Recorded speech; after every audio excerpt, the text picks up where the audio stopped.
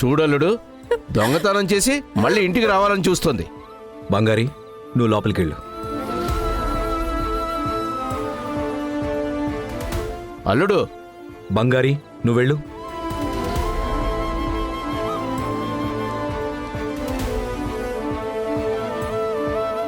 ఏం చేస్తున్నావు అల్లుడు? అది దొంగతనం చేసింది. బంగారి,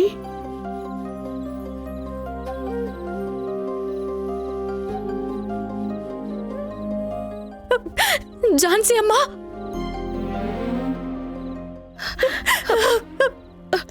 ఝాన్సీ అమ్మా, మీరు బాగానే ఉన్నారు కదా?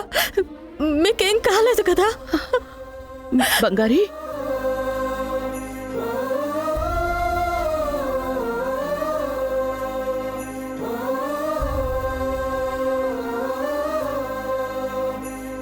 చూడండి అత్తయ్య, మెడ పట్టుకుని గింట మళ్ళీ ఎలా వచ్చి నిల్చుందో. మీరే దాన్ని బయటకు వెళ్ళమని చెప్పండి, అప్పుడైనా బుద్ధి వస్తుందేమో. ఇలాంటి దొంగలందరినీ ఇంట్లో పెట్టుకోకూడదు అత్తయ్య. మావయ్య, ఇంకా ఆపండి. అది కాదల్లుడు, నేను ఎందుకు చెప్తున్నానంటే మళ్ళీ మావయ్య, నాకు అంతా తెలుసు.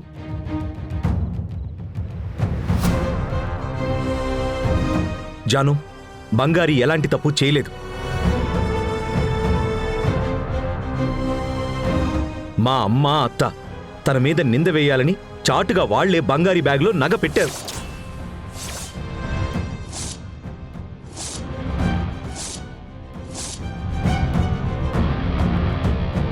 తనే చేసింది అని దొంగ అని ముద్ర వేసి తనని బయటికి పంపారు.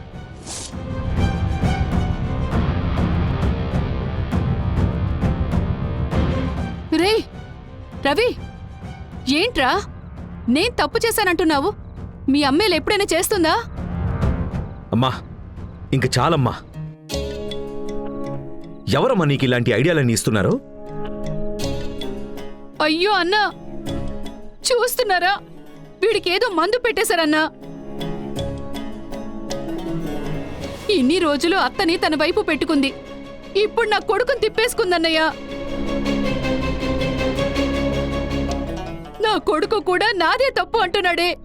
నేనిప్పుడు ఏం చెయ్యాలి? అయ్యో, నువ్వు చేసిందేనా బాగుందా అల్లుడు? మేం పోయి ఎందుకు ఈ పని చేస్తాం చెప్పు. మావయ్య, నేను ప్రూవ్ చేయటానికి నిమిషం చాలు. అదే చేస్తే నీకే అవమానం.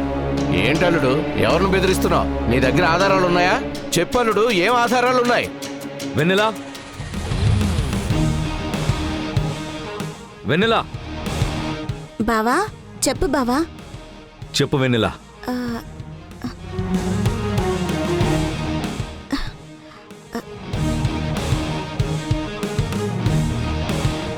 చెప్పు వెన్నెలా. నిజమే ఝాన్సీ అమ్మ, అత్త అమ్మ నాన్న చెప్పినట్టుగానే బంగారు బ్యాగ్లో ఉన్న టిఫిన్ బాక్స్లో నగ ఉండటం నేను నా కళ్ళర చూశాను.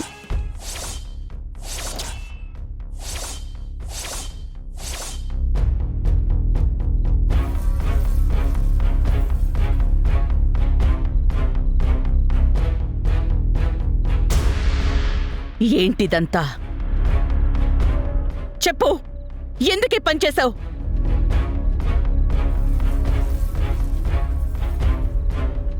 నా కడుపున చెడపుట్టావు కదే, చెయ్యి.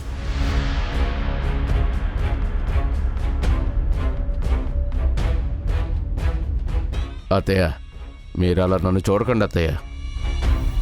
నేను ఇదంతా మా చెల్లి కోసమే చేశాను అత్తయ్య. నా కోసం అంటారేంటి? ఏదో నా కొడుకు ఈ కంపెనీకి ఎండీగా ఉంటాడని నేను ఆశపడ్డాను. ఈ కుటుంబానికి, కంపెనీకి నా కొడుకే తర్వాత వారసుడని నేను కలలు కన్నాను. కానీ మీరు అదే కంపెనీలో కూలి పనికి పంపుతున్నారు.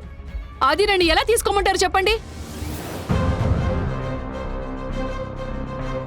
దానికి కారణం ఇదే కదా. ఇది ఇక్కడి నుంచి పోతేనే మీరు నా కొడుకు బాధ్యతలు అప్పగిస్తారు కదా.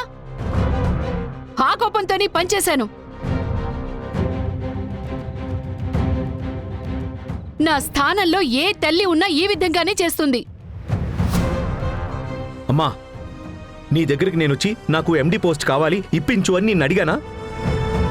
ఎందుకమ్మా ఇలా చేశావు? నువ్వెలాగూ అడగవురా.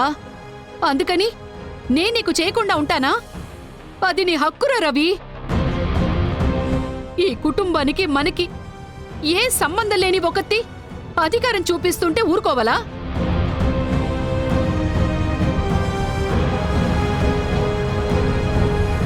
ఇదంతా చూస్తూ ఎలా కూర్చుంటాను? నేను చేసింది తప్పు అంటే నాకు శిక్ష వేసినా పర్వాలేదు. నా మొగుడు లేచి తిరుగుతూ ఉండుంటే నేను పని చేయాల్సిన అవసరం ఏముంటుంది? ఆయన అలా మంచానికి అంకితం అయిపోయారు కాబట్టే కదా నన్ను నా కొడుకుని ఎండగడుతున్నారు. అమ్మా, దయచేసి నాకు హెల్ప్ చేస్తున్నాను అన్న పేరుతో ఇలా బుద్ధి లేకుండా నడుచుకోకమ్మా. తప్పుడు దారిలో వచ్చేది ఏదైనా నాకొద్దు.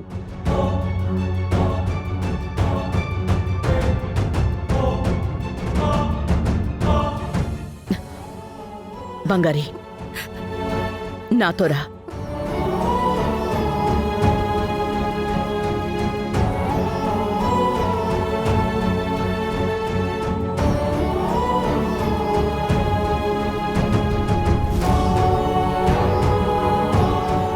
తనెందుకు నాకు ఇంత హెల్ప్ చేయాలి? ఒక రకంగా ఇంట్లో అందరికంటే నన్ను ఎక్కువ ద్వేషించేది రవినే. నేను లేకపోతే తను ప్రశాంతంగా ఉండొచ్చు. మరెందుకు ఈ పని చేశాడు? రవి మనం అనుకున్నంత చెడ్డవాడేం కాదా? రవి సార్, ఒక్క నిమిషం. చాలా థ్యాంక్స్ సార్. మీరు నాకు చేసింది చాలా పెద్ద ఫేవర్. దొంగ అని ముద్ర వేసుకుని నేను చాలా కష్టపడ్డాను. మీరు నన్ను నిరపరాధి అని ప్రూవ్ చేసినందుకు చాలా చాలా థ్యాంక్స్ సార్. హలో హలో, నేనిదేమీ నీ కోసం చేయలేదు. తప్పు మా అమ్మది. నువ్వు అందులో బలైపోయావు. ఇందులో నలిగిపోతుంది నా జాను. అందుకనే నిజాన్ని బయటపెట్టా. దానికి మించి నీ మీద నాకు ఎలాంటి సింపతి లేదు. నువ్వు నాకు శత్రువే.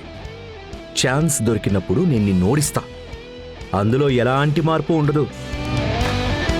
కానీ ఏదో కుట్రలు చేసైతే చేయను.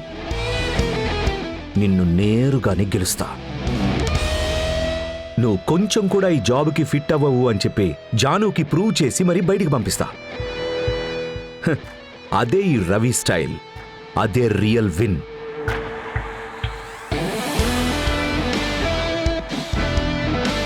బై ద వే, నీ థ్యాంక్స్లు సారీలు అయిపోయి ఉంటే జాను రూమ్కి వెళ్దాం. తను అక్కడ వెయిట్ చేస్తూ ఉంటుంది.